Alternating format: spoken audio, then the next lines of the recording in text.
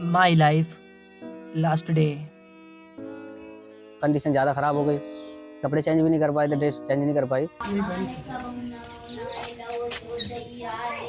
जिस लड़की ने ग्रीन जैकेट पहन रखी है इसका नाम अंशिका है, वहीं ब्लू जैकेट वाली लड़की का नाम दिव्या है।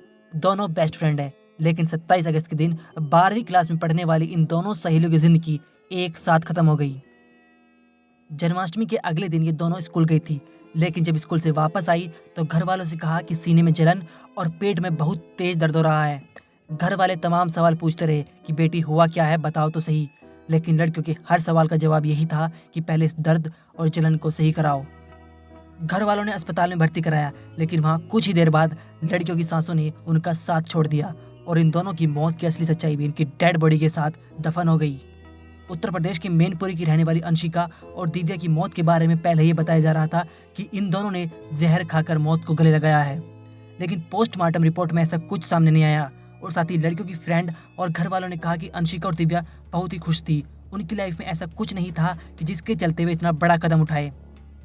इसके बाद इस केस में ऐसी कई परतें सामने आई जिससे लड़कियों की मौत के पीछे गहरी साजिश छिपी दिखाई दी। इस केस में जो सबसे चौंकाने वाली बात थी वो ये है कि अंशिका की हथेली पर माई लाइफ लास्ट डे लिखा हुआ था, लेकिन इसमें सबसे गौर करने वाली बात यह है कि हथेली की उल्टी साइड पर यह सब लिखा हुआ है, मतलब ये किसी और ने लिखा है। साथ ही जो ब्लू जैकेट वाली लड़की है यानी दिव्या, उसके हाथ पर ब्लू कलर में 3 स्टार बने थे और साथ ही लिखा था माई बेस्ट फ्रेंड। हाथ पर देखी इन चीज़ों से ऐसा लगता है कि अंशिका और दिव्या ने मौत को खुद गले लगाया है, लेकिन पोस्टमार्टम रिपोर्ट और दोनों लड़कियों के तड़पने की स्थिति कुछ और इशारा करती है। अब हम आपको बता दें कि अंशिका और दिव्या की मौत से पहले के कुछ चंद घंटे जिनमें हर मिनट पर दोनों के ऊपर मौत का साया मंडरा रहा था।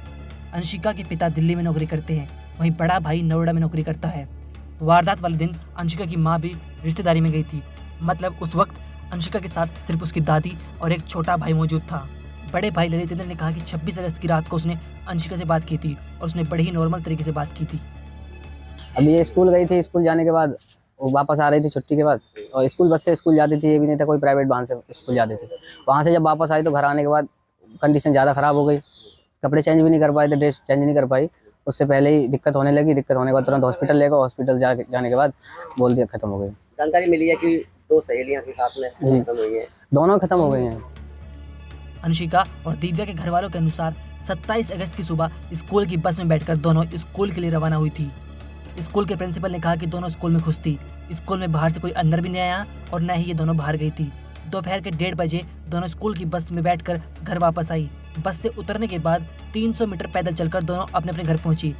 घर पहुंचते ही दोनों दर्द के चलते चीख रही और चिल्ला रही और बस गुहार लगा रही कि दर्द सही करा दो। लेकिन स्कूल से आते समय ऐसा क्या हुआ जो अंशिका और दिव्या के सीने और पेट में दर्द होने लगा। फिर दोनों को अस्पताल ले जाया गया, लेकिन लगभग 1 घंटे बाद दोनों ने दम तोड़ दिया। के बाद में जो है वो बस से वापसी आई, वापसी पे गांव पे उतरी और उतरने के बाद उनके पेट में दर्द हुआ। दर्द होने पर वो रास्ते में एक जगह बैठ गई और बैठने के बाद फिर वो 2-4 मिनट उन्होंने आराम किया। वो आके बाद घर आएंगे और घर आके फिर उनके पेट में दर्द हुआ। दर्द होने पर फिर उनके घर वालों ने उपचार के लिए उन्हें शरीफपुर भेजा। शरीफपुर डॉक्टर साहब ने मना कर दिया, फिर उन्हें एटा के लिए रेफ़र किया गया और एटा से रेफ़र कर वहाँ स्वास्थ्य जब ज़्यादा बिगड़ गया, समस्या ख़त्म हो गई, फिर वो यानी ख़त्म हो गई, तब फिर वो घर फिर वापस ले आए। अब सवाल उठता है कि दोनों ने स्कूल में क्या खाया था। इसकी जब जांच की गई तो सामने आया कि दिव्या उस दिन लंच नहीं ले गई थी और उसने अपनी मम्मी से कह दिया था कि अंशिका आज लंच लाएगी।